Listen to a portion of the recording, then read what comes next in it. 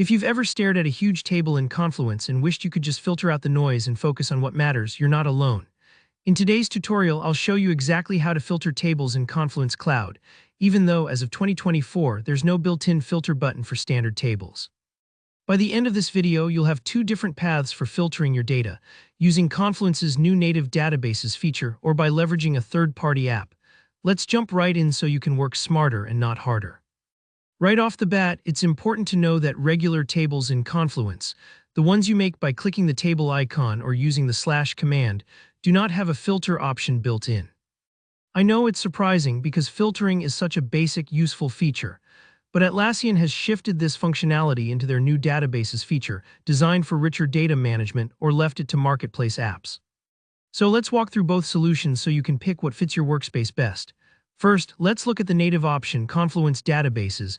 If you need to filter information like project statuses, assigned tasks, or any kind of structured data, consider converting your table into a Confluence database.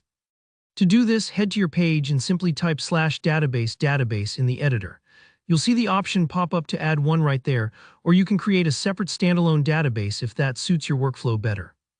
Think of this as upgrading from a regular spreadsheet to a smart, interactive table.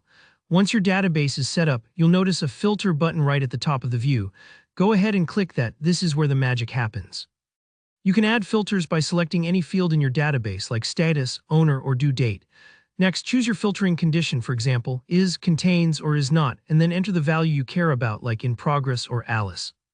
This gives you laser focus on just the records that matter most at that moment, just like how you'd filter emails by sender or subject to avoid getting overwhelmed.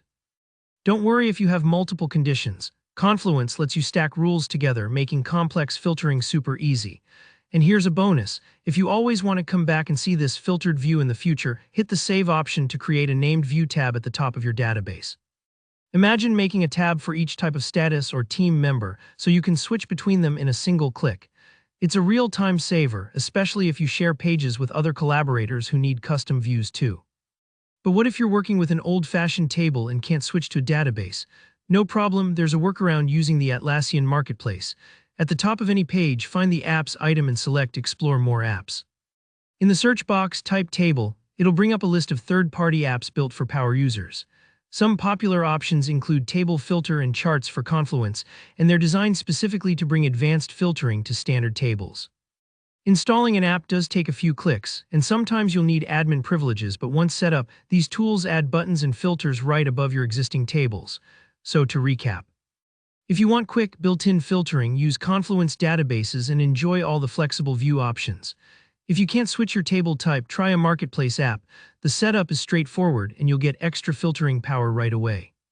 If you found this tutorial helpful, give it a thumbs up so others can find it too. And if you have a question, drop it down in the comments and I'll do my best to help you out.